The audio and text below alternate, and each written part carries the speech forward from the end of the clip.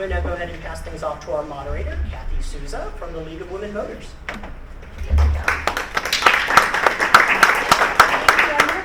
to talk as loud as I can, but I have a Minnie Mouse voice, so if you can't hear me, just go like this. Thank you. Welcome to a candidates forum featuring candidates for Roseville City Council District 5. I'm Kathy Souza. I'm a member of the League of Women Voters of Placer County. The League of Women Voters is a nonpartisan, nonprofit organization of women and men established to promote political responsibility through informed, active participation in government. The League does not support, oppose, or evaluate political candidates or parties. Although our nonpartisan policy does not permit endorsement of political candidates, we do, after careful study, take positions on political issues. So you may see the name League of Women Voters in some of your voter pamphlets. The League invites anyone who is interested in government and politics and serving the community to join us. The format for today's forum will be as follows. Each candidate will make a 3-minute opening statement. Next, the candidates will respond to questions from our audience. The questions will be reviewed for appropriateness and redundancy. Each candidate will have 1 minute to respond to each question. And finally, the candidates will have 2 minutes to make a closing statement. So if you have a question for our candidates, there are some slips on the sign-in table in the back. And if you want to submit a question and you haven't done so already, raise your hand and one of our volunteers will pick that up for you. We're going to be reviewing them to make sure that consolidate any that are redundant, take out some that are potentially inflammatory, and we want to make sure there's something that can be addressed to each candidate. So make sure you don't specify a particular candidate for a question. They all will get a chance to answer. And in the interest of time and decorum, I ask our audience to hold all applause until the end of the forum. And please silence your cell phones. Now I would like to introduce the candidates who are running for Roseville City Council, District 5. Karen Alvord, Nicholas Busse, Pete Constant, Murial Moore, and David Powell. Welcome and thank you for participating tonight.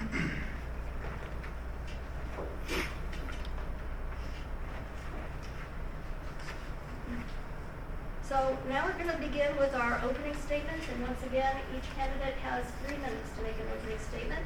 We'll begin with Ms. Alvord. Okay. Do I need to turn on? Yeah, probably. I think it's on. Red light's on. No, it's on yellow. Okay. There we go. I'll get us started. Hi, I'm Karen Alvord. I want to first thank the League of Women Voters in Arkona for giving us this opportunity, and thank you all for coming out. Like you, I've been in Roseville, and I care about who serves on our council, so I appreciate the interest. I've got very deep roots in Roseville.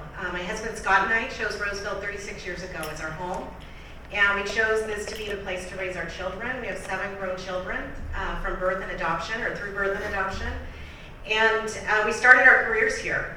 We've been very actively involved in the business community, in the neighborhoods, and in Arkona for many decades. And in fact, when we lived in Pleasant Grove, we helped start that neighborhood association. We've lived in 3 of our city's 5 districts, which I think gives me kind of a unique perspective of what the different pain points and unique needs are across the city.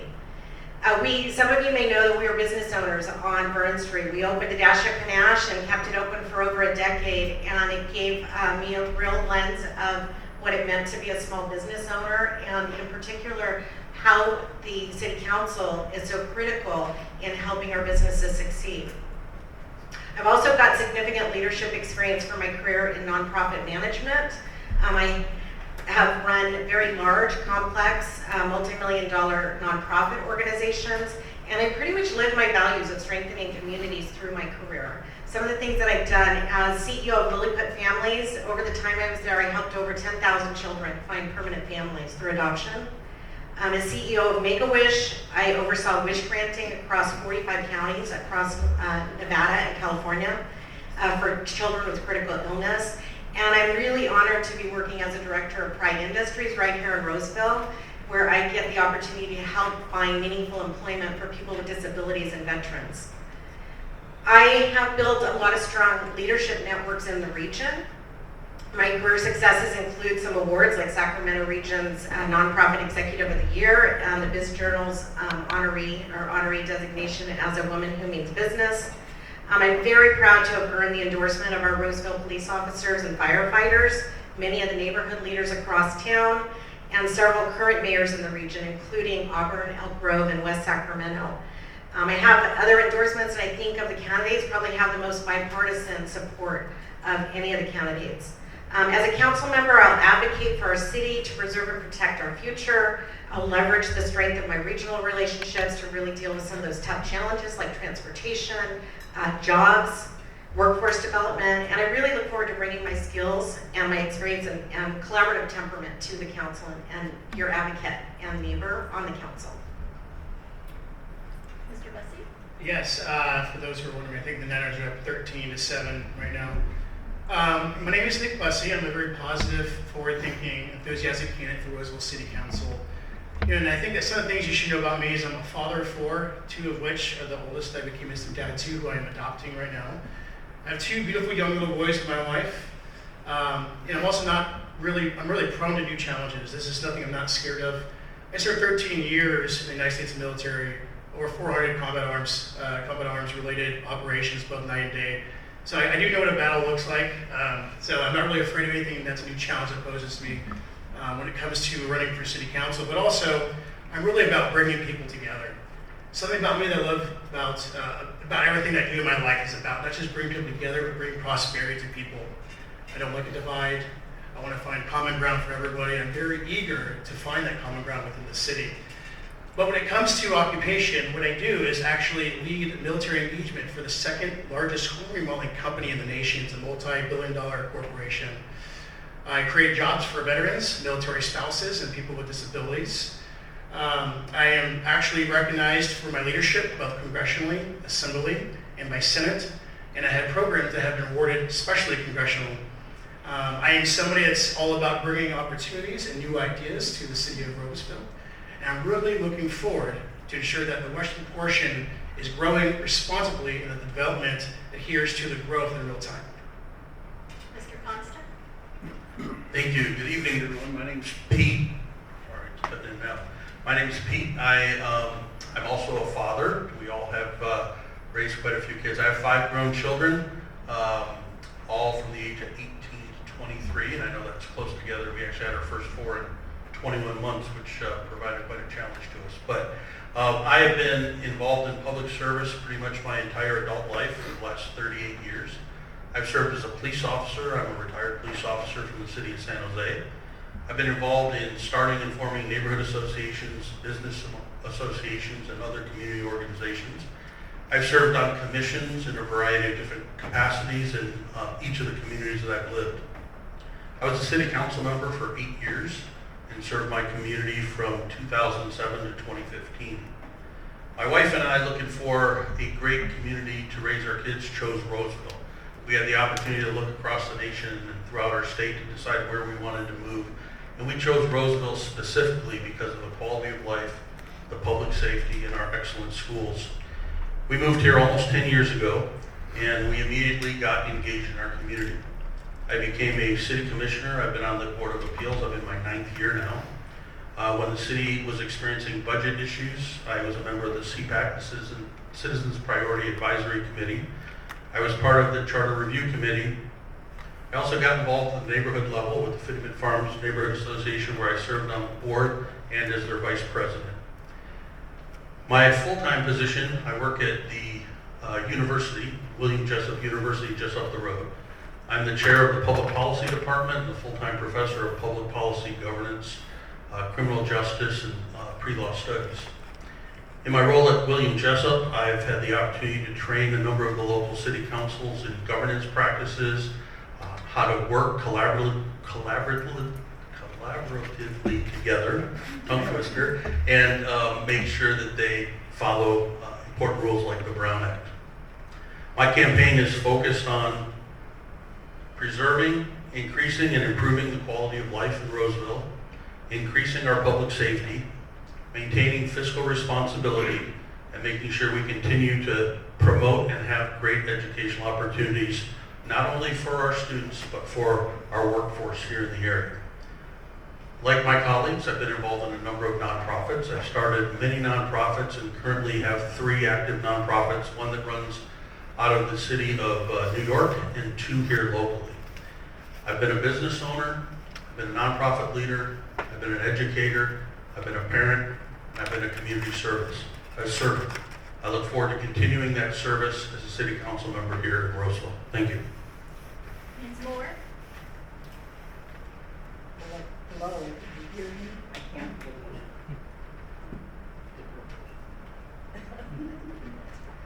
Hello, can you hear me? Hold it up a little closer to your mouth. Yeah, there you go. I'm Murial Moore, and I've been a Placer County resident for just about 25 years now. Moved first with my husband into Rockland at the turn of the century. I like to say that in that part. At the turn of the century, we moved into Rockland, and my husband is now deceased.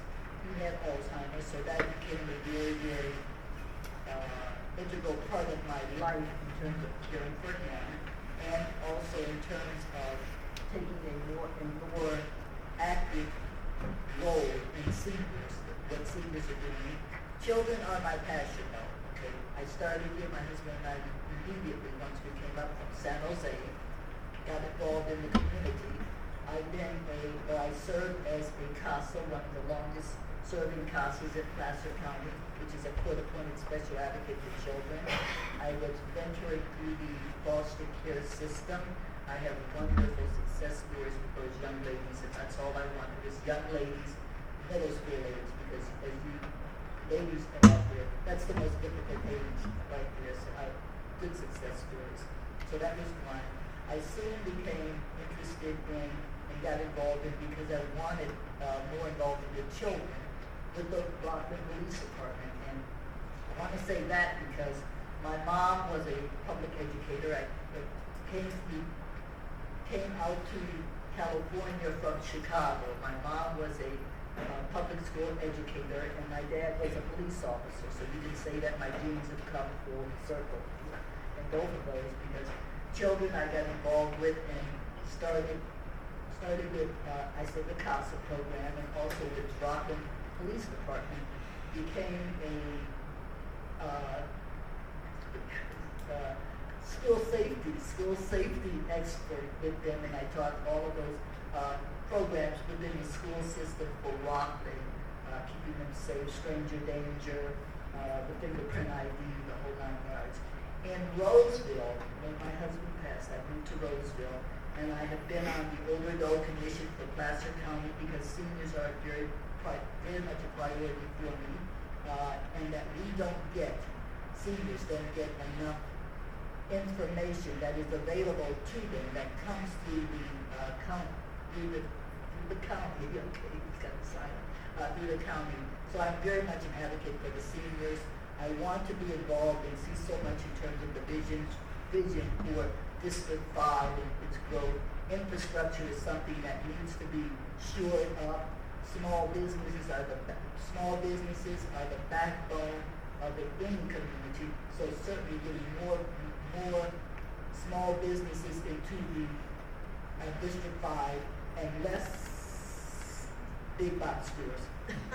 Thank you. Mr. Powell?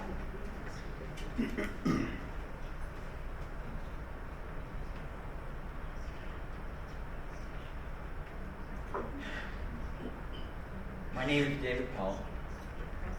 You know me, I'm your neighbor. I can't imagine what you guys are all left behind because you all moved to the utopia that I've called my home my whole life, Roseville. Well, my goal here is to make this the beautiful place that you guys have decided to spend the rest of your years to raise your family. Turn off the other setting mic.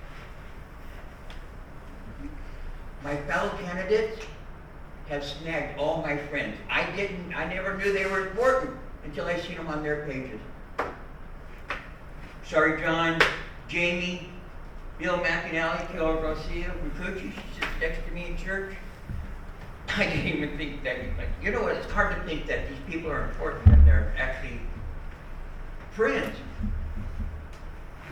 So, what my goal is to bring Roseville back to a single community. You know, the bigger box stores have come on in and have chased all the little guy out. So we're only a drop in the stock market before there's no more Walmart to go get our cheap shit. So what I want to do, I've already invested in Roseville. I'm a business owner.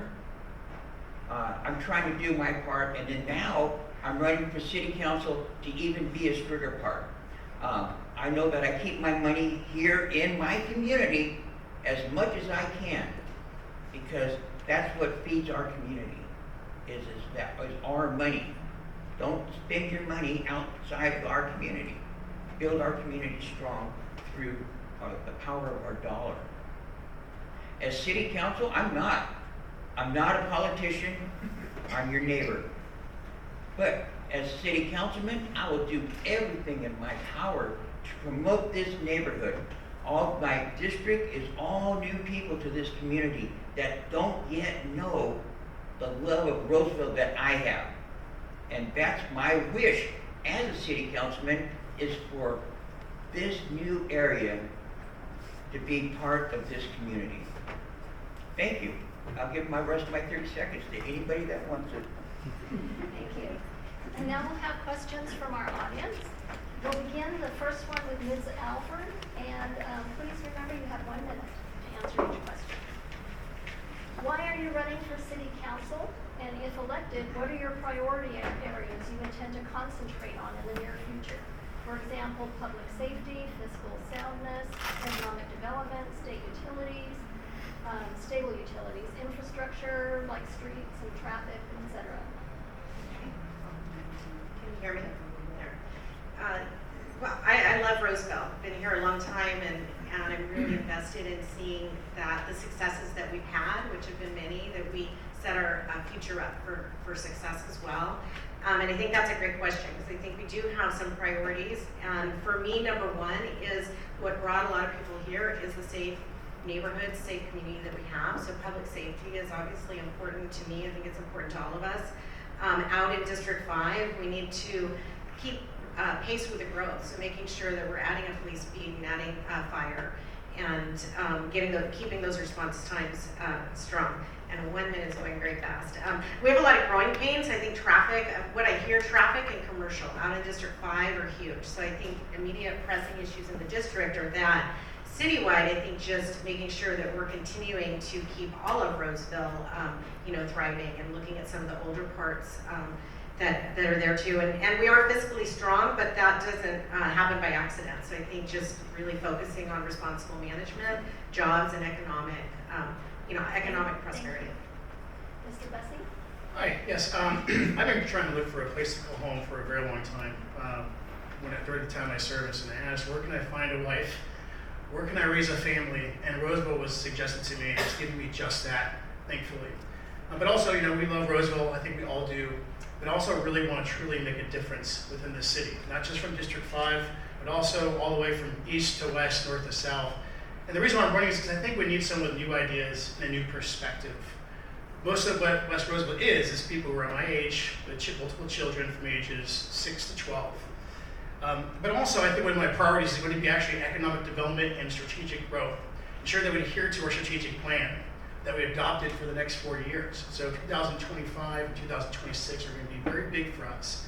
When we come bringing in Busse, when we see the new Sac State facility come in, I want to ensure that we connect everybody through new businesses, opportunities, so everyone can grow from our generations to come. Mr. Constant? Well, thank you. As I mentioned in my opening, I've been serving the public for 38 years, and I want to continue to serve the community in which my family and I have gotten so much. As many said, I came here because of the quality of life, and I think I mentioned my priorities. That is to preserve and improve the quality of life, to preserve and increase our public safety, to be fiscally responsible, and to promote more educational opportunities. I did forget to say, though, that I have been elected here. I'm the president of the Roseville Joint Union High School District Board, and I've been serving in that capacity for 4 years as well. I'm really concerned about traffic, and not just the traffic that everybody's thinking about, 65 and 80. We have a real problem with traffic on our arterial roadways and the high number of serious injury and fatality accidents that we have in Roseville. And I want to pay particular attention to that to make sure that we make our roads safe. I was a fatal traffic investigator for a number of years, and there's nothing worse than telling a family that they lost a loved one because of an accident. Accidents can be prevented, and we can do it here in Roseville as well. Ms. Moore? Well, can you hear me? Yeah, okay. My campaign is based upon SSI, and that is safety, seniors, and inclusion. Okay. And the safety goes beyond just being, and I forgot to say, I work for the city of Roseville. I am a crossing guard over in District 5, and I live in District 5 as well. So safety goes beyond just crossing people to children across the street to me. It is about making sure that all of our citizenry are safe in terms of their homes. The senior part comes in there. That's why serving on the Older Adult Commission, we are about making sure that seniors get all the necessary information to keep them safe both inside and outside their homes. That's really going fast. Inside their homes. And I want to make sure that with us having 3 of the largest senior developments in Placer County, right here in District 5, that those seniors are well taken care of by way of the safety part. Thank you. You know, too good of A minute goes by quickly. Mr. Powell? Thank you. I've invested in Roseville all my life. I have a comfortable life. I could be out by the pool having coffee or a margarita. I have a beautiful wife and a family that loves me. I am running for my community, for the people, for you guys, my neighbors, because you're all my neighbors. You're what I love. You're my passion. Things are happening. My disabled buddy, he got hit by a car. I took him down to the city of Roseville. He doesn't have enough money to be poor. He's got to save up to be poor. So he was unable for public housing assistance or anything else like that. He has to, because he doesn't make enough money. He only gets $1,200 on Social Security. How many of you are on Social Security?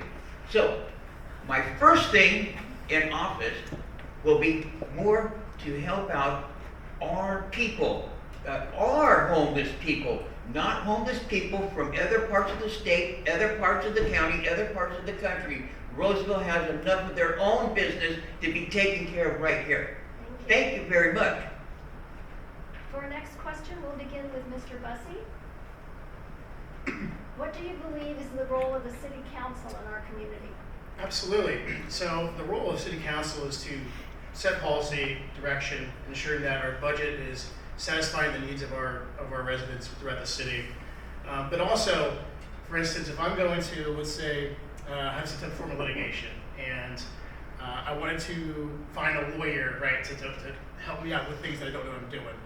The city council is here to guide the people on the most important issues, but also include them into the decision process. I think that not just are we setting guidance and direction and policy, but we have to advocate for the people, advocate for our residents, ensure that we are growing strongly but effectively, and ensuring that we can thrive through our economic growth. And most importantly, this area is a very young, growing area. The district is growing fairly fast, yet we don't have a lot of amenities here. So it's going to be very important that I connect all the key stakeholders of the city, that is the people, the educators, our city council members, and of course our residents. And as being the only person that is endorsed by multiple city council members, I think it starts with a good team, and that's what I plan to do. Mr. Constant? Thank you.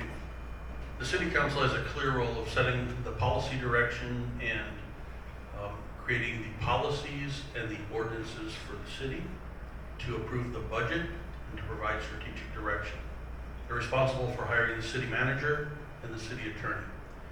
Their job is to give policy direction to the city manager so that all functions of the city are carried out in the direction of the strategic plan and the priorities of the council.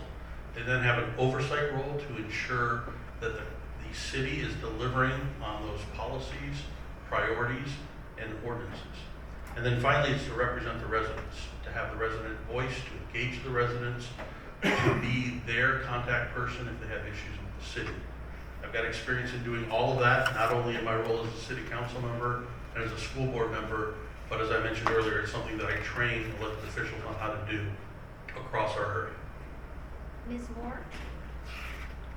The city council has a role in terms of serving and being the ears and the eyes for the community. And also because we are in districts now, not citywide, we need to make sure that what we have in our district, what we're looking at in our district, is what we're going to be focusing on when we get to a council meeting.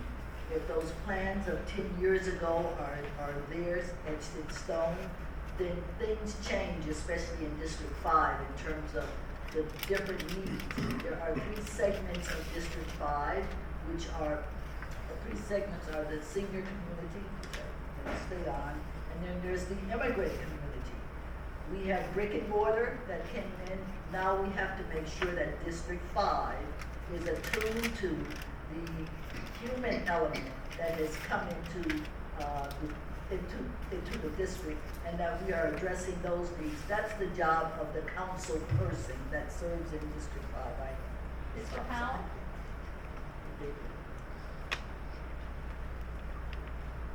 Politics.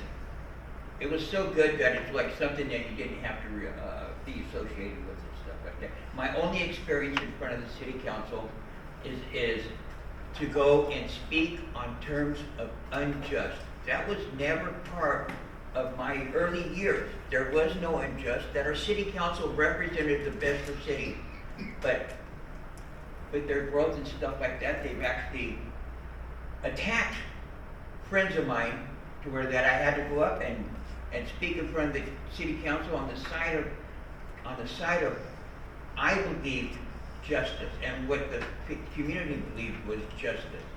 That the city council didn't have a local boy in there, that we are going to more of a city council of people that have moved here and that didn't have the same utopia that I did.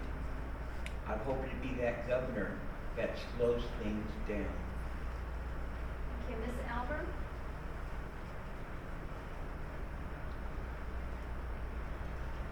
Okay, I'm going to try not to repeat everything and just maybe add some value. We are a city manager form of government. So in that, we are a policy-making board and responsible for budget and resource management, responsible for making sure that the community needs, the residents' voice is heard, and that we're advocating for things that are really good for the community. One of those things I've said is public safety. I think that we need to make sure that we are resourcing as we grow, effective, as we have now, effective public safety across the community, looking at retail theft and some of the challenges that we're having there, and addressing those concerns. And then we're districted, so I definitely have a pulse on District 5, where some of the needs and challenges are very different. But I think just listening, picking up the phone and listening to constituents, and making informed decisions that weigh all of that, as well as the kind of past and the current and future needs of the city. Okay, for our next question, we'll begin with Mr. Constant. Describe a situation where you had to work with a group that you philosophically disagreed with. Well, I served in San Jose, and I had to do that almost on a daily basis. We had a council there of 11 people, and it was very rare that we were all on the same page, and we had to work through a number of complex issues. But I have built a history of working collaboratively. There was a situation in which I was put in charge of finding a collaborative solution to a pension issue in the city, or in the state of Arizona. And I worked with people on all sides of the aisle. I worked with business, I worked with labor, with police officers, firefighters, and League of Cities, and the legislature to develop a true collaborative solution. We were able to find a solution that took that system that was circling the drain and going towards bankruptcy, and is now cited as one of the most healthy recovering pension plans in the nation. And you can only do that type of work by working with people who you disagree with, working collaboratively and finding solutions, listening to all, and coming up with the best possible solution. And I've got a long track record of doing that. Ms. Moore? I don't think, I'll put it like this, I can't think of a situation because I am known, especially in the crossing guard world, as the crossing guard of Roseville. I was awarded the medallion from the city of Roseville for being doing a good job, doing an outstanding job with that. I cannot think, and I have had 40 plus years in the business world as an accountant, HR person, and I can't think because I am the community engager. My degree, and I do have a degree, is in communications, which you can tell, in English, because I work for common ground with everybody. It doesn't matter who you are, and that's why people come to me, because they know that I will be the listening ear. So I can't think of a situation where I've had difficult people that I run in contact with, and my thing is to avoid it, but Thank you. I'm Mr. stop. Powell?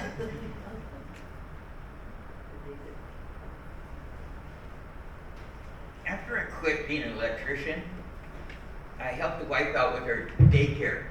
Now, you've never had a more stubborn group of kids until you come across the 2 and 3-year-olds. Now, every single one of them, they still call me Uncle Dave. They're all very successful. I was part of that. I had them all day long during their good hours. They went on home for dinner, and Mom had to make dinner and stuff like that, send them to bed. I had all the quality hours. I considered them part of my life.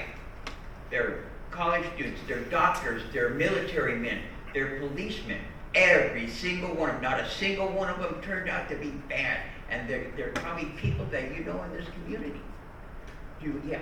So as far as working with a group that disagrees with me, look, I think of nobody better than a bunch of kids. Thank you. Ms. Alvord? Okay, so I've had plenty of opportunities in my career to work with difficult people. If you can think of a system that is probably a broken system, it's our foster care system. And I had the opportunity to lead Lilliput Families, a very large nonprofit organization, through some massive child welfare reform, just not that long ago, in the last decade. And one of the opportunities where I think the stakeholders were just really at odds was between some of the lens of the private agencies who were supporting and doing most of the adoptions of kids in the state, and legislation that would unfund basically that service. And the members were very upset. I was the president of our professional association at the time, so I had to advocate for that. At the end of the day, because I'm running out of time, I was able to get us to come together, and actually we saved the funding for our system, while also working in collaboration with the government sector. And really what worked was that, and I've always found this, is that you put who you're serving at the center, because everybody gets caught up in what your needs and your pain points are. And if you really think of who you're serving, for us it was kids. Here it's the city, the residents, and what they need. Mr. Busse? Yes, mine is actually through philanthropy. So a few of us disagreed on how we're going to service our veterans in our community and also our first responders. So I generated what's called a solutions committee. That's when I became a founding member of the Victory Bridge Foundation to satisfy the mental health needs of our veterans and first responders, their families. That's when I started working with the Bob Woodruff Foundation to generate a platform to build talent pipelines for corporations across the nation. And that's also why I also became part of the Rollout PTSD Foundation and created my own, the CEO of the Changing Kids Foundation, where we actually tailor the needs to the community. And so by alone, just bringing people together collaboratively, we're able to come up with solutions. So I'm a solution-driven person. Whether I disagree with somebody or not, I think everyone has a stake into creating that solution. Okay. For our next question, we'll begin with Ms. Moore. Do you feel representing District 5 will be different from representing other areas? And what unique issues do you feel District 5 has? Absolutely different, yes, because we are on the east side of Betterment, which is where I live, okay, is what I call the old district, old part of what is now District 5, okay? And then we have the west side, okay?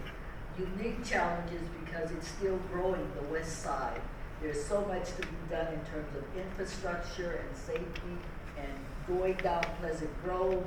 There is nothing that would stop if there's an emergency situation from our services getting to, if it's a shooting at a high school or whatever. We're just a what if away, because the what ifs will turn. And so infrastructure is one. More small businesses need to be in play there, because big box stores will come and go. We need the small banks in there. We need the small bank. We need barber shops and so forth. What's so beautiful about stuff. Thank you. Mr. Powell?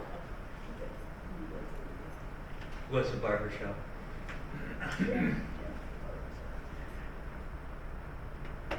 Most definitely, that District 5 is completely different. You know, like I said, this is the utopia that I grew up in. District 5 are our babies. And I want to raise them to appreciate this beautiful community the way I do. You know. Do I have a solution? No. I have other business people that I know that have been able to not get a permit to open their business because their toilet was off by 2 inches in the building they were opening. That's a lot of lost revenue. Now I know people that didn't get pools because it was 1 inch too close to the sidewalk. You know, that's all pretty strict. And you know what? There's probably a really good reason for it. But none of these were their fault. But they're the ones that paid the price. Thank you. Ms. Alvord? Yeah, so there are very different issues in District 5 for sure, as was just kind of talked about. I think that, you know, we're spending a lot of time in traffic going across town to get services because there's not services in where we live, and that's an important priority, I think, for the whole council, is to figure out how to kind of grow some of that and deal with some of the traffic issues. But on other parts of Roseville, well, and I would back up, because I think also our young people don't have recreation and activities. We have a lot of schools, we have a couple stores, and the young people, it's clear and evident that they need something. So we need to figure out how do we get some services both for seniors and for kids, because we have a lot of senior communities and we have a lot of families and schools. And then I think just looking at the aging part of our city, we have Fire Station 3, it was built in 1972. It needs some repair or rebuild or something, but that's a problem for that station. Station 5 by the library here is in a temporary Parks and Rec building. So I think addressing not just the growth and the new stuff that's needed in District 5, but also addressing keeping all of Roseville really thriving. Thank you. Mr. Busse? Yeah, when I had to look at this as perspective, it's just in general as a resident, as a candidate, there's some things that are important in our area. It's our public safety. It's been having connecting tissue to amenities and businesses, opportunities of growth when it comes to creating our own business and of course our economy on top of infrastructure. I think some of the ways that we can do that is ensuring that we're advocating for the proper build out of new fire stations as we grow, as residents grow, because we do have to bring down those response times so that we can get the services that we need. But also advocating for our businesses and our economic growth through the Chamber of Commerce. And most people don't know, I'm at every single council meeting, every Chamber of Commerce breakfast, lunch, government relations, government and economic development meeting, and every single Placer County business meeting. So I think it's very important that we're advocating for these things for the bill as we grow, but also ensure that the public safety sector is going to satisfy the real-time growth along with our infrastructures, that we can all have a prosperous life and all have a great quality of life. And that's what makes us a little bit different from the Eastern End. Mr. Constant? Thank you. I think we're very fortunate that the generations before us did an excellent job of planning in the city. We have a general plan and we have specific plans that really have set the course for where our city is going. I think as we work through those plans, there's a couple of things we have to keep in mind. One, we have to manage expectations. Two, we have to hold property owners and developers accountable to build to that plan. We need to make sure that we see that plan to fruition. We do need to encourage the development of the neighborhood serving commercial. We need to make sure that the infrastructure is fully built out. And we need to really work the plan that was done so well for us. I think we also have to do that while maintaining an eye on the entire city, because it's really important that we make sure other parts of the city don't lose out. I know if you drive down Kirby, like I've done for 9 years, drive my kids back and forth to school, there's a lot of work that needs to be done out there, and I think we need to make sure that we're doing that throughout the city. And then just adding on to the last question, when we were asked how do we deal with people who don't agree with us, I had 5 teenagers between 5 and 20, so I got lots of experience with that. Thank you. For our next question, we'll begin with Mr. Powell. What do you believe the role of the Roseville Coalition of Neighborhood Associations is within the community?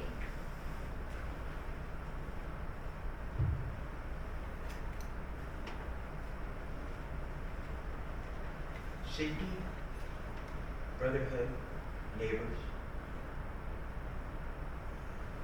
a lot of love, a lot of looking out for one another for the best of what's for their neighborhood, the best for this community, so we can all raise our children here and our grandchildren.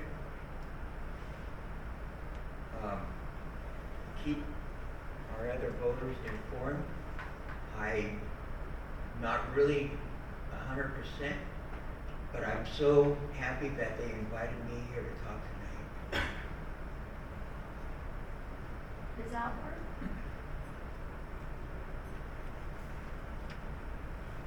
Okay.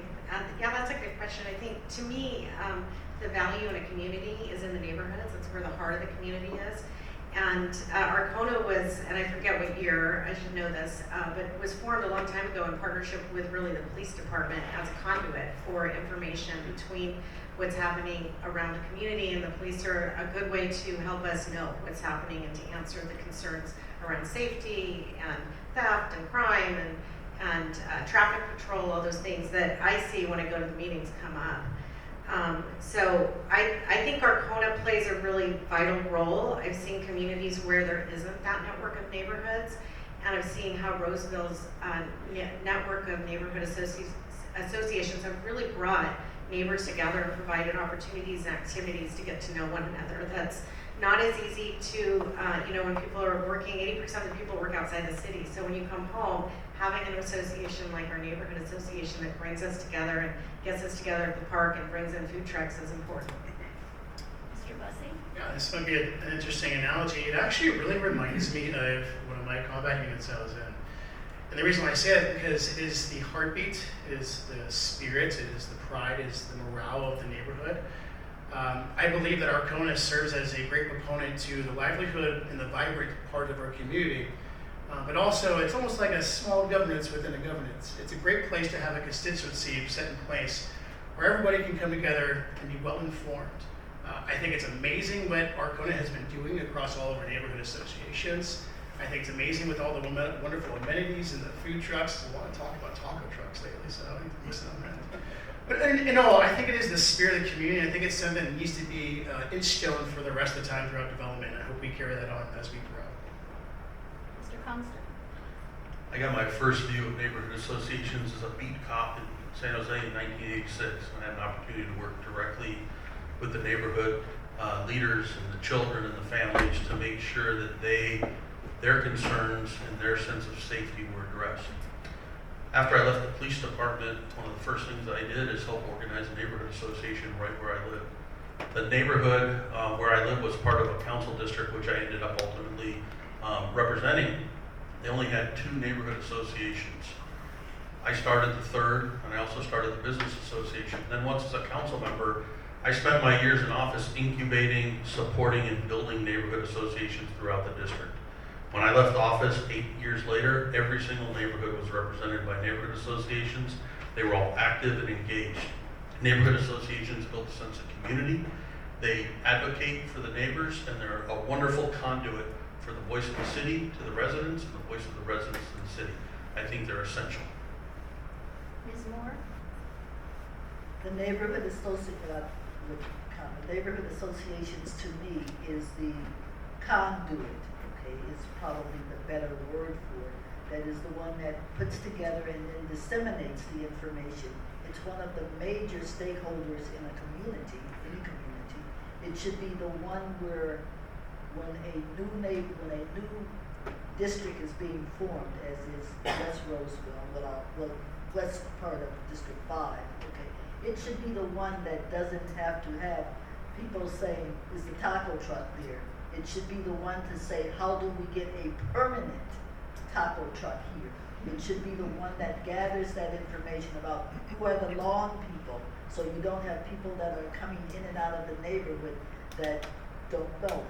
They should be the ones that gather that information, put it together, and dispense it to the rest of the residents in here. That to me is what the function of it should be, so that we keep our neighborhoods safe. That's neighborhood association. Our next question will begin with Ms. Alvord.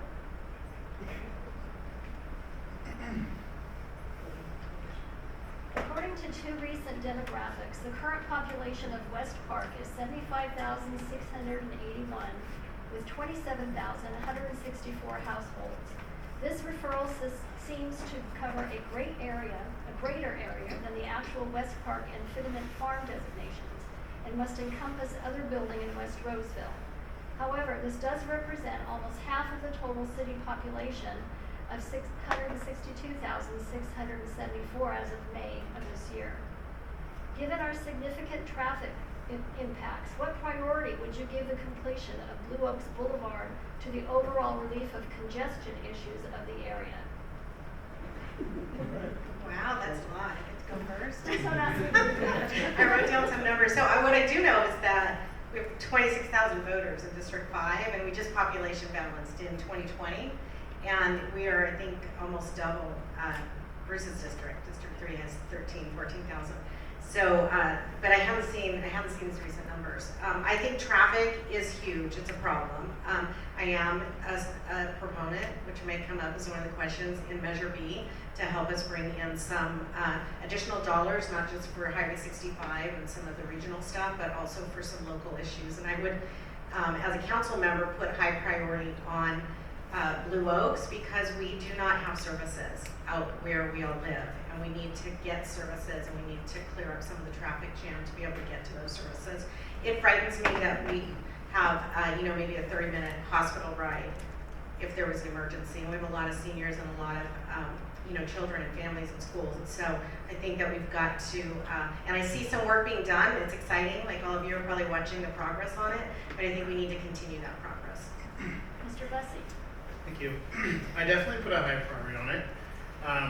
We were building out quite a bit out there in West Roseville, but there's a lot more to come. And as you know, that Placer one, and then we have the Sac State come to the north of our border. We have the area they talked about, innovation, and maybe possible, in theory, a career center. And we have multiple different schools. I have 4 school-aged children. Now, I'll tell you, I would love for them to be able to get to school on foot instead of dad driving them every day, but ensure that they are safe. But also the congestion can get worse if we don't make sure that's a top priority. And I know that more people are going to come here because we are the greatest place to raise a family in the United States, I believe, still, at least in my head. So that is going to be a top priority for me as well. Mr. Constant. I agree, Blue Oaks is definitely a top priority. I'll say I'm not a fan of the design they're doing right now for the temporary fix. I think while it will relieve one pain point, it's going to create 2 others when you go from multiple lanes to single lane to multiple lane to single lanes. And I think it could have been done much better. But I really think that overall our concern has to be, how do we create these roadways that will move traffic but not become raceways? And I'm not talking about the kid speed racers we all hear at night when we're trying to sleep. And we have to come up with some enforcement for that. But the speeds on our arterial roadways are way too high. I mentioned it earlier, you've all seen the number of accidents. I've seen more rollover accidents in a year in Roseville than I saw in my 4 years investigating fatal accidents in a city 10 times its size. And speed kills, speed causes rollover accidents, and we have to find a way to balance the movement of cars with making them move safely at the speed limit and preserve life. Ms. Moore? Well, I will claim a little bit of ignorance to Blue Oak situation because I'm on the east side of Fitterman. So, but it's not to say that I have not been over on that particular part of it. But I don't see, from what I'm looking at, I see more of the problem where I am, Baseline and Junction and especially Baseline, Fitterman, Pleasant Grove, of course, being the big problem in terms of the traffic congestion, the traffic which would not be able to flow if there were an emergency situation, and the police station is over in my area, and it has to get down Pleasant Grove. No way. And it's traffic time. No way. That's what I see. I don't see Blue Oaks as that. I do see there's a room for improvement and growth and expanding it. But the area that we're in now, and only being a few miles from Sacramento, going down Thank you. Baseline, that's a problem. Mr. Powell?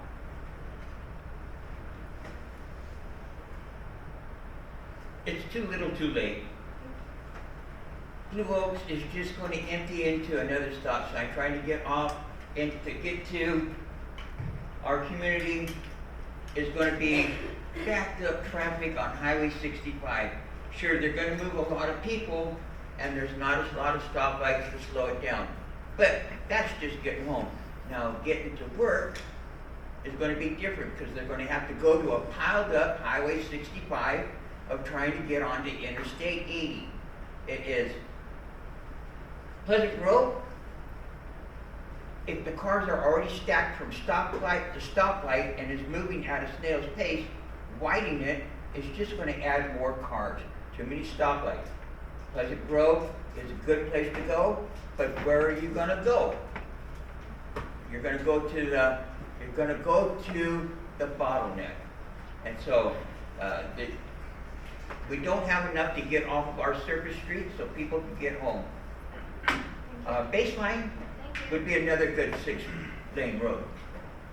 For our next question, we'll begin with Mr. Busse. Do you see a western or southern limit to the city of Roseville, and when would we reach build-out? Well, I know that we've already had a plan built up for quite a while, and right now I don't think there's a point of moving forward any further until we actually build out what we have now. We're lacking a lot of, again, connective tissue for our residents in different areas, or our first responders can't quite get to our services quick enough. And right now I'd absolutely remain neutral, but I will say that getting closer to County line, you start to have more created issues. A lot of people start to come from different counties into Roseville and cause issues. 80% of our retail crime is actually from out of this city. So the closer we build out to those county lines, we start to create a little bit more of an issue, and we lose time to actually build out timely of different things for our development that meet our actual strategic planning process.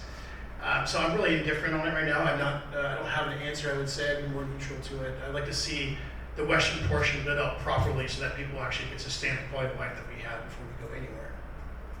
Mr. Constant? Thank you. I think it's really important, as I mentioned earlier, we have a plan and we have a community expectation that we're going to build to that plan, and we have to do that.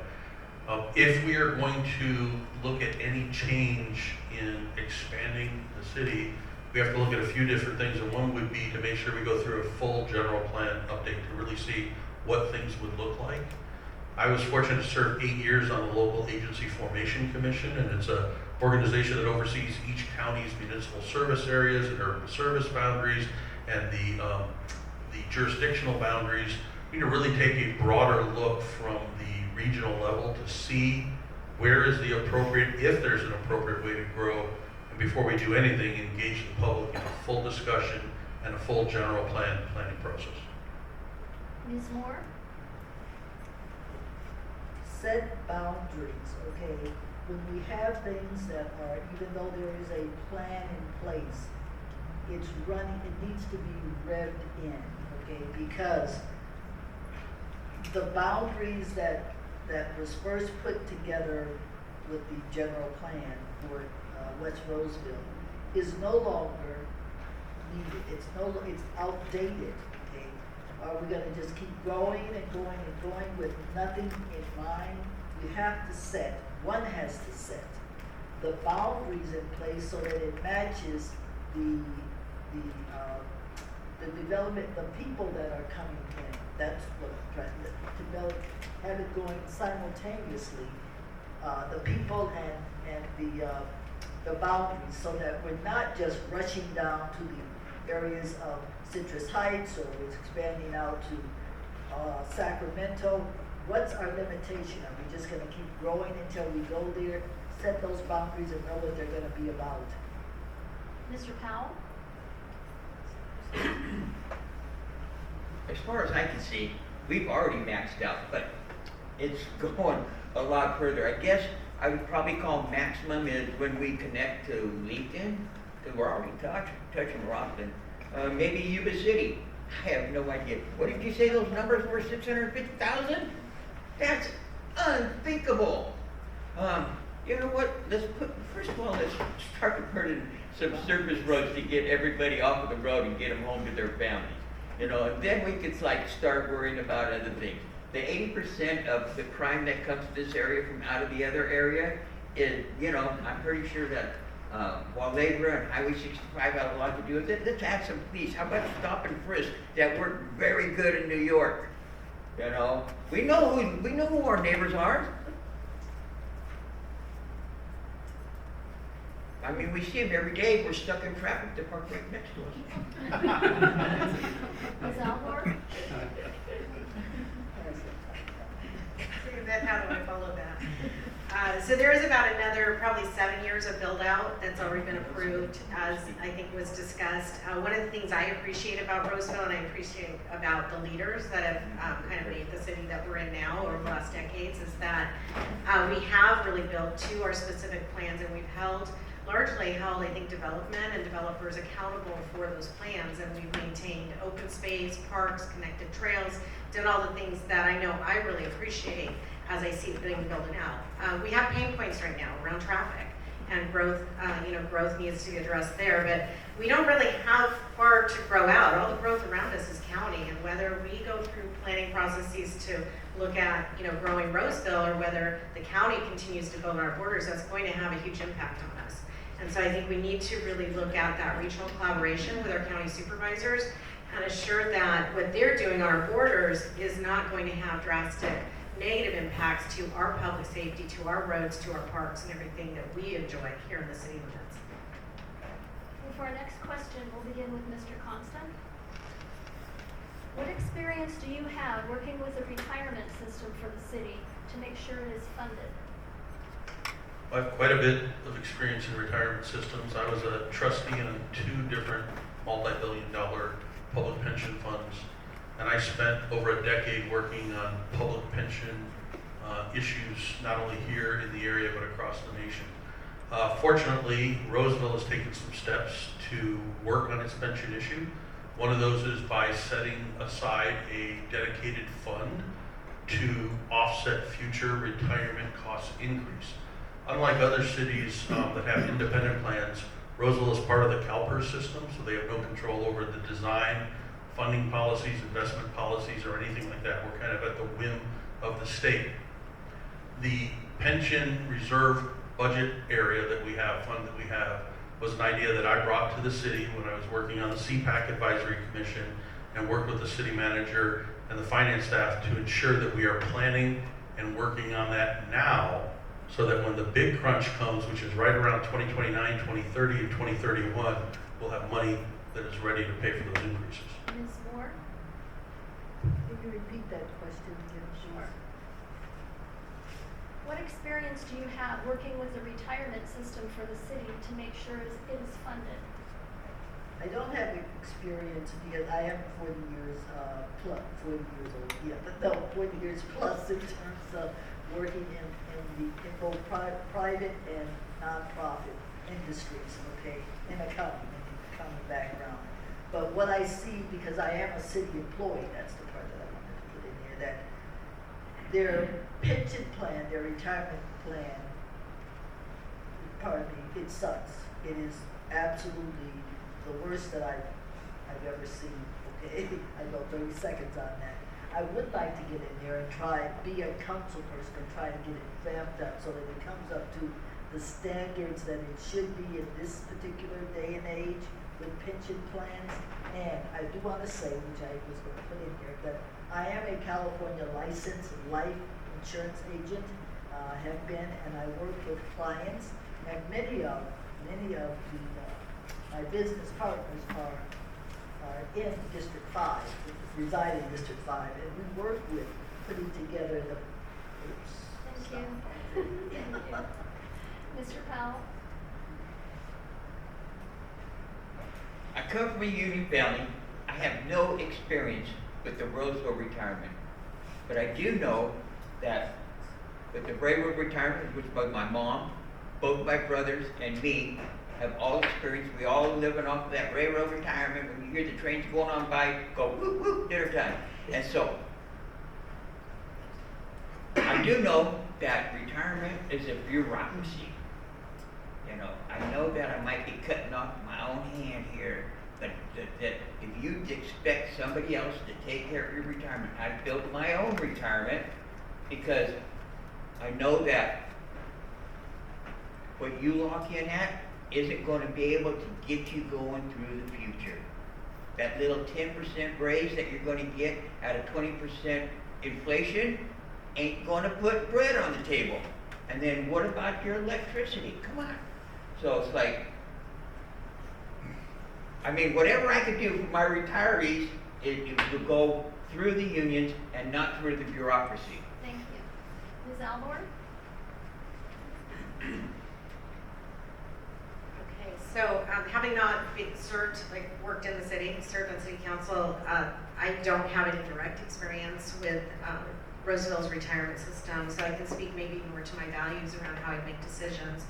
I do know that in my work in nonprofit space and managing millions of dollars during really tough times, that it's important to be fiscally responsible and look for the eye of sustainability. And that sometimes you have to make tough decisions while you're doing that, especially when budgets aren't good. But I also really value the pension system, and that our public employees are investing their careers, and that I don't believe we should be doing things that would disrupt a career of kind of looking for your retirement. So I look forward to working with our city staff and with developing some of the expertise. I know how to ask good questions when it comes to budget management to make sure I understand the decisions that we're making. Mr. Busse? I've never been a city council member before. I never had any experience directly with retirement and pension plans. But you understand that CalPERS is going to be a very tough challenge when it comes to a lot of different retirements and tenure staff that's coming up in our horizon within the city over the next 4 or 5 years. So it's going to take a lot of professional planning when it comes to our finances. We have a great team within the city of Roseville. We find ways to ensure that we are planning that just for now, that we are feeding into the ability to actually have pensions carry out and carry through. So my approach would be actually getting with a lot of collaborative professionals within the city of Roseville to ensure that we are generating a solution for a problem before it actually becomes a real problem, so that we can satisfy the need. Our next question, we'll begin with Ms. Moore. What do you plan on accomplishing in your first year in office? well, I'd like to see, when I'm on the council, I'd like to see more collaborative stuff done in terms of the senior community and more integrating of our immigrant community into the life that is within District 5. We don't do enough in terms of disseminating the information out to our seniors and making them aware of those programs that are available to them, because we put them in, they're stuck in those communities, those senior communities. And we don't do enough to include the immigrant community within District 5 with their talents. Those are, many of them, most of them are 3 and 4 generational households. And the talent and abilities of that first generation of people there, we don't have enough programs that are inclusive for them. That's the inclusive part of my SSI. We we don't do enough to include them in so that they are productive citizens within the community, I see. Thank you. Okay. Mr. Powell? There's no doubt what I'm gonna do as soon as I take seat is that I gotta get affordable housing for people that live here. Roseville is very high in real estate. I know. I live over there in District 1. And so, like I said, my disabled buddy, he can't afford to live here if it wasn't for living with his mom. And these are people that are from Roseville. These are Roseville citizens. That people in Roseville that love this community. There are two people. There's people that live in Roseville, people that want to live in Roseville. Now, let's make it affordable for them, and even if like the big house that's up on Vernon Street, the ones that they're building over there in Old Roseville, let's get that affordable for people that live here in Roseville. That's where my money, that's where I put my money. Thank you. Ms. Alvord?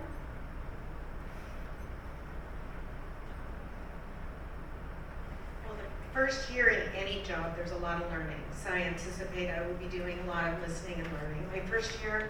And I think there's a lot of relationship building. So I feel like I have very strong relationships already with city staff and people around the city. But I think that to be a really good advocate for stakeholders, then you need to do spend a lot of time sitting and meeting and listening. So I would have coffees across the district during the first year to really have open doors with the residents to listen. I'll be out at the neighborhood meetings and listening, and I'll be working with the next mayor to figure out where I can plug in, because I'll be the new person on council. So I want to know where I can plug in and fill some of those regional and city county commissions to bring the best value to the city.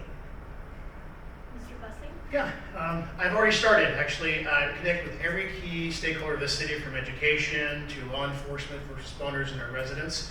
Create a huge key line of communication to ensure that I can be working with you guys side by side as a team.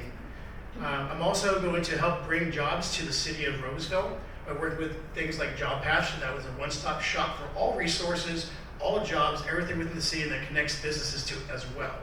I'm also going to make this the most military-friendly city in the state of California by population. I'm already on the Busse Veterans Workforce Development Collaborative, and I'm going to continue to ensure that I can advocate for all businesses across our Chamber of Commerce, so that we can not just be a network of growing businesses, but bring businesses here to the empty portions of developing Roseville, so that we can be economically growing well as we develop infrastructure. Mr. Constant? Thank you. As I've said, I've got a lot of experience in this, and I plan on hitting the ground running day one. One of the first things that I'm going to do is meet with each of these folks here, because they all have some great ideas, and they've got some great plans, and they've got great contributions for the city. But I will be advocating for increasing our quality of life day one. I will be working on dealing with these traffic issues and these serious accidents and fatalities day one. I will be ready, and I will be running day one. I think we also have to make sure that we reach out and identify all the stakeholders. The city of Roseville has a number of stakeholders identified, and Nick, as he mentioned, he's been outreaching with stakeholders. We've all been talking to stakeholders, but we need to find additional stakeholders. People maybe that don't even understand they're stakeholders yet, or people that may think they're stakeholders, but we haven't recognized them yet, to connect with all of those groups so that we can meet with them and make sure that all of their issues are addressed and that their voice is heard. Okay, for our last question, I'm sorry, we only have time for one more question, and we'll begin with Mr. Powell. How will you communicate with your district members if you're elected? Well, as you can see, I already carry a pretty strong presence. I enjoy talking in front of people, especially my neighbors. I'm well involved in my community. I Little League, daycare, I volunteer at the school twice a week. The kids that she's walking across the street are the kids I help with their homework. I know that my last 3 neighbors that moved in says that they moved in because of my house, because of my presence, and that because of that friendship and nice moves like the ice age, to where that mean and evil travels like a wildfire. Let's get the Ice Age going and let's all enjoy our neighbors. Look, instead of keeping your car parked in the garage, get on outside, mow your own lawn, say hi to your neighbor. Ms. Alvord, can you repeat the question? Sure. If you're elected, how will you communicate with the members in your district? Oh, great, okay. So I talked about one thing, I think that getting out at coffee shops and town halls, to, you know, going to some of the retirement communities. I know we have some people from Heritage here, and it's always kind of a treat to see the retirement communities that will come out and listen and ask questions. So that's one of the ways. I'll answer my phone. I know, because I live with a council member, that people do call and they have questions, and so I will take those calls and I will help connect. I won't be necessarily the one, we have a great city staff, so just connect people to the city and where they can get those needs met. Mr. Busse? Yeah, first I have an absolute open door policy. You can contact me anytime, anywhere, any place. I think that you should be available for everybody. But there's also different channels of communication. There's Arcona, planning to make it to our neighborhood association meetings, going to our retirement community areas, working with law enforcement, even doing side-by-side meetings when it comes to educating our youth on drugs and sex trafficking, through different classes, working with our first responders. But also, I plan on doing a whole lot of town hall meetings, miniature ones, to ensure that everyone's always being advised on what's going on in the public, well, even legislatively, and definitely our school board members, because I believe that we're missing a connection between city council and school board members. That's something I think needs to also happen. That's a channel I'm looking to also increase. And if you invite me to your house, let's do it. I'll bring the pizza. Mr. Constant? Okay. The short answer is by all possible means. You know, when I was a council member before, I did everything from hosting town halls to having regular community office hours once a month, communicating via email, cell phone. Everybody has my cell phone number. I meet with anyone who wants to meet. I've done that in my role, not only as a council member, but in my role as the school board president. I know people in this room have called me directly to talk to me about issues, to refer things to me, to whether it's for work or anything else, complete open door. Additionally, my wife is also a public official. She's on the Roseville City School District. And when there's issues with the school boards, I'll tell you, we have a great connection, by the way, between school boards right now, between the two of us. And I plan on continuing that and connecting with everyone as we go forward. Ms. Moore? I do that presently in terms of the connection with people. As a school crossing guard, I always say you get the kids, you got the parents, okay? And because of that, because I am a community engager, I know everyone, and everyone knows Miss M, that's what they call me, on the east side of Fitterman, dog walkers, you name it, you know, because of your caring and devotion to the community that you live in, you live in and you serve. Okay? So in doing that, how would I get more information? I got a presence on the west side of Fitterman as well. And that's through the immigrant community that's over here. But getting more and more. I don't go for coffee chats and stuff like that, which is good for some people, but I don't go into that. You gotta meet people where they are, meet them head on, one-on-one, in the grocery stores, and such good stories, wherever, the post office.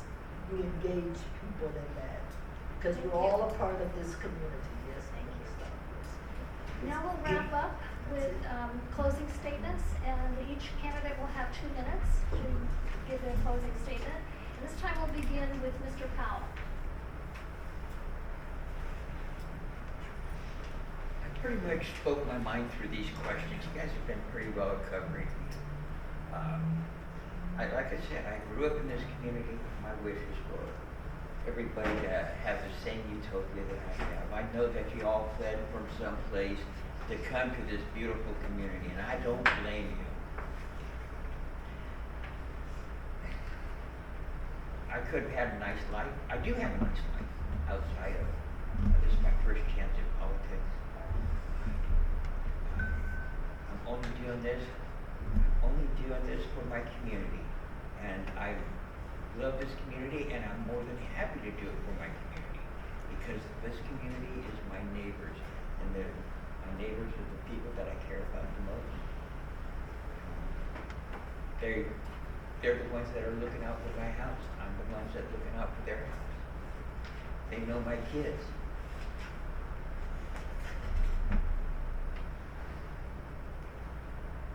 I'm down to my last minute.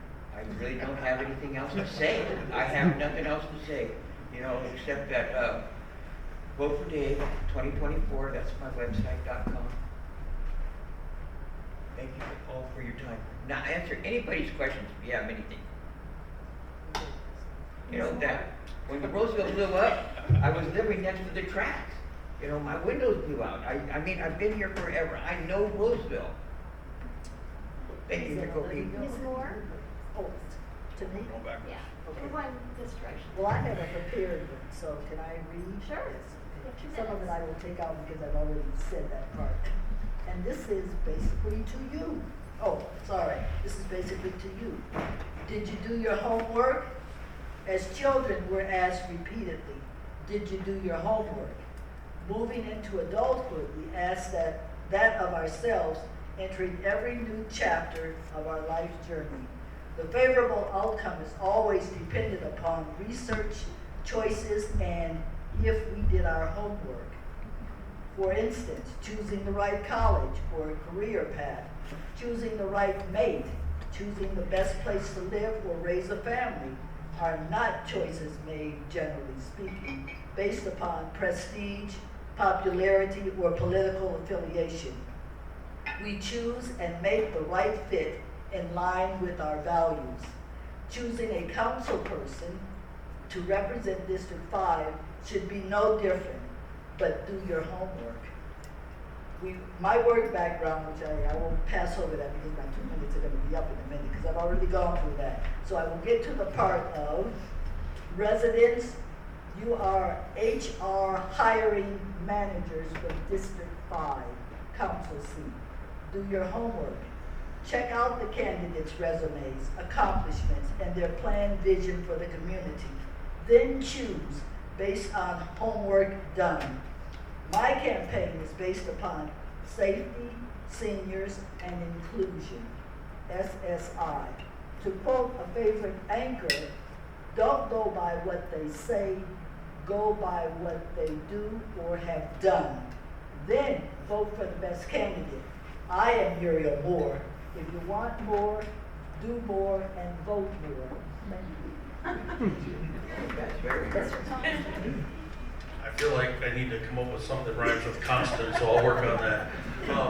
Hopefully all of you are going to leave here today feeling great because there's a bunch of good candidates up here and there's good choices. And I don't think that you'll be served poorly by any of them. I think as Muriel said, as you're reviewing your HR team here, who is the most qualified, who has the most experience. I would argue that I have the most experience in this role than anybody up here. I'm the only one who's dealt with multi-billion-dollar government budgets. In fact, our Roseville High School District General Fund budget is about the same size as Roseville's General Fund budget. The City of San Jose budget was $3 billion. I have experience representing people who think like me and people who don't think like me. People who agree with me and people that disagree with me. And I think I can bring that experience to bear, as I mentioned earlier, on day one. Not only me, but all the members of my family, we have demonstrated our commitment to our communities. Every community that we've lived in, which is 2, the one we're in, and now here in Roseville, we've all jumped in with both feet and served our community. It's something I've been doing for 38 years, and I want to continue to do that. I've done a clear track record in representing people, working collaboratively, and being a good governor of public dollars and helping lead large organizations. I don't have anything that rhymes with constant, but I can tell you this. If you consider on a pound for a vote basis, I'm your best deal. Oh, it's my turn to figure out what to say now. It's a slogan. I always like to look at it like this. Roseville needs somebody with great ideas, someone with a different perspective, someone that mirrors the district. That is exactly what I am, a father. I have 4 beautiful kids. I'm here to advocate for the future of your children, for your children now, for their children's children. And to be honest, I've noticed this quite a bit. We're very divided lately. And I'm all about bringing people together. Now, I'm going to draw a little bit on my military service once more because I know when we served, I didn't care where you were from, what your background was. We had one mission. We wore the same flag, right? We had the same mission. It was all about how we're going to do this together. Now, drawing off of that, becoming a director in a large organization of the 2nd largest home remodeling company in the nation, and also being a CEO of a nonprofit and sitting on 2 other nonprofits that come with their strategic ideas in ways that are going to make sure that the city of Roseville is going to have the best change you ever had in your life. I can guarantee you, with my heart, my empathy, and doing this not just because of the name, but because it's right, and being humble, and being a dad, you will have the best future Roseville has ever seen beyond infrastructure. But the future has a lot to hold, and I can't wait to deliver service for you guys as a public servant. Ms. Alvord? Okay, I will not be making any jokes about my name because it's Karen. But I sure hope to earn your vote. What did it say? I have been here, I said 36 years. I love this city. I've sat beside who I think is one of the best city council members I've seen in my life here, and I've learned a lot about what it means to be a good servant and a good representative for all the various stakeholders, whether it's you as residents, whether it's our staff, whether it's even just being good neighbors and regional collaborations. And I have the heart and compassion of a social worker. I have the business brain of someone who has made very difficult budget decisions, has looked in the eyes of people that are dependent on me for jobs at times where I didn't know if I could sustain those jobs because of a recession or going into a pandemic. I know what hard times look like, and I know how to lead teams through that. I know how to collaborate and to listen to all very different voices. And I think that's what's important. It's what I look for in a council member. I look for someone who is involved, who's been involved. And I am not really looking for fresh ideas. I think that, I think I'm looking for a city council member who respects the legacy of what's worked in Roseville and has the grit and the determination to keep us on that path with a creative approach. Maybe with new people coming in from out of the area. We have a lot of new residents who are getting to know Roseville, and they don't have the same trust and confidence that I have in Roseville. But I'm there as your council member. You trust me with your vote. I will take your calls.